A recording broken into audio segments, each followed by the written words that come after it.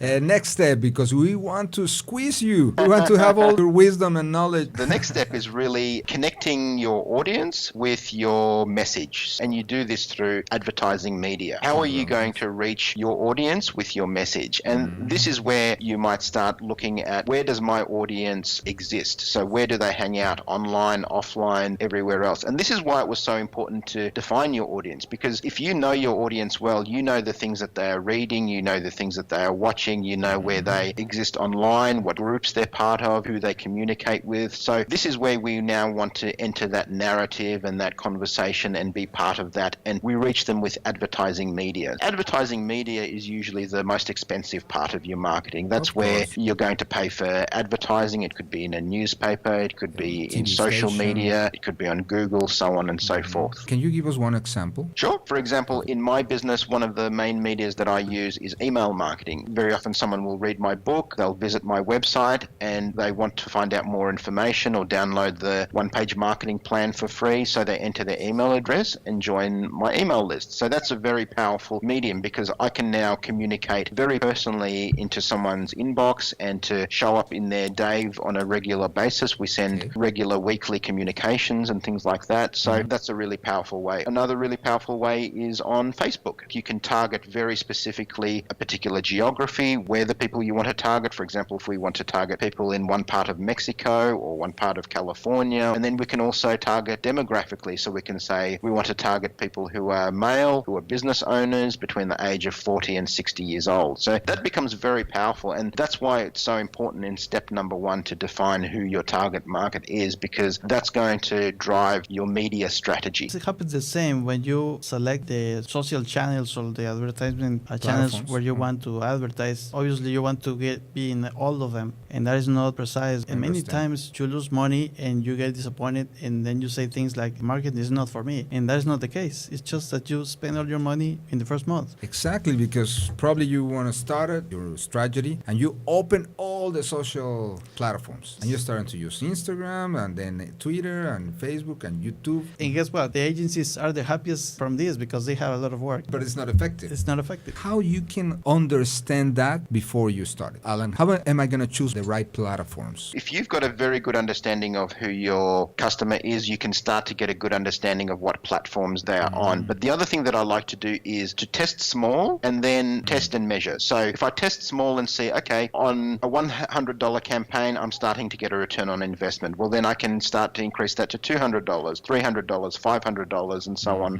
and so forth. So test small, measure, and if it's working, increase it. If it's not working, remove it. And everything is numbers, right? Numbers, absolutely. So it's all about metrics. You know, in the past, it was very difficult to track what your marketing was doing, what kind of return on investment you were getting. But now it's become much easier. There are analytic tools that help you really understand, well, how much you are spending, how much you are getting, and check all of your relevant metrics. Okay, perfect. The next step, Allan. The next step, we enter your during phase. So your during phase is when one of your prospects puts their hand up and says, look, I'm interested in what you've got to offer. For example, that might be they call your company, or they send you an email, or they join your mailing list, or they request more information, or they join your chat service on your website, and so on and so forth. And that's where a lot of businesses waste a lot of money, because people have traffic and people coming to their website, but then it just gets lost because they're not capturing leads. So the next step is really capturing those leads and putting them into your database system. That's very, very important, so that you can start to build a database of future prospects, people who are going to become clients of yours in 30 days, in 60 days, in 90 days, and further into the future. So it's very, very important to build that database. It becomes one of the most important assets in your business. The database. Wow. But you know, that's a catch. The money is in the follow-up, because as Allan said, it comes the lead and you want to sell him. So if he doesn't buy from you, then you forget him and go for another new one. But no, you have to work with him until he's ready to buy. That's the real secret of this stage, right, Allan? Wow. Yeah, and that moves us to the next stage, which is lead nurturing. So lead nurturing is all about being present in the life of your future prospects. So delivering value, positioning yourself as an expert in their field, becoming someone who's a voice of value in their life. So as an example, when someone joins my mailing list, they get regular emails from me. And it's funny, recently I had a client who signed up for my high-level coaching program, and I asked him, how long have you been on my mailing list? And he said 2 years. So if I hadn't been nurturing that lead and having him on my database, he would have been lost lost 2 years ago and we would never have done business together. So your database becomes an important pipeline of your future business. So it's very important once you have people on your database to be nurturing them, to be moving them along the buying cycle and being there for them when they are ready to buy. Very often we try to push people to buy when we are ready or when we want them to buy, but we need to be ready for them to buy when they are ready and when something has changed in their life, and then we can add some value to them. The money's in the follow-up. Interesting. Definitely. Okay, next step, the sixth step. The sixth step is sales conversion. So that's when we take someone from, we've been nurturing them, they've been on our mailing list, they've been in contact, and that can be going from several days to several years in some instances, depending on what you're selling, depending on your client base. So sales conversion is all about giving an exchange of value. They're giving you money in exchange for products or services, and if you've done the first 5 phases of your marketing process really well, then this should become very easy and effortless. So you shouldn't have to push someone or do kind of weird closes and things like that in sales conversion. If you've done the first 5 steps correctly, then sales conversion essentially becomes order taking. How do we take the next step? So if you've worked with someone and you've taken them through and you've given them a lot of value and you've helped them, the sales process becomes easy and natural. Usually you'll come to a conclusion and say, how do we work together? And that's essentially sales conversion. I'm understanding something about the social media and especially of content. Nobody gives you nothing for free. Mm-hmm. If you give your target, you give them value,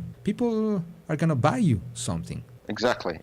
It's an exchange of value. If you can provide value in advance, then that makes the buying process very easy for someone. If someone has already gotten value before they ever did a transaction with you, it becomes much, much easier for them to do a paid transaction with you. How you produce value by your experience? How's the mindset and how do you do that?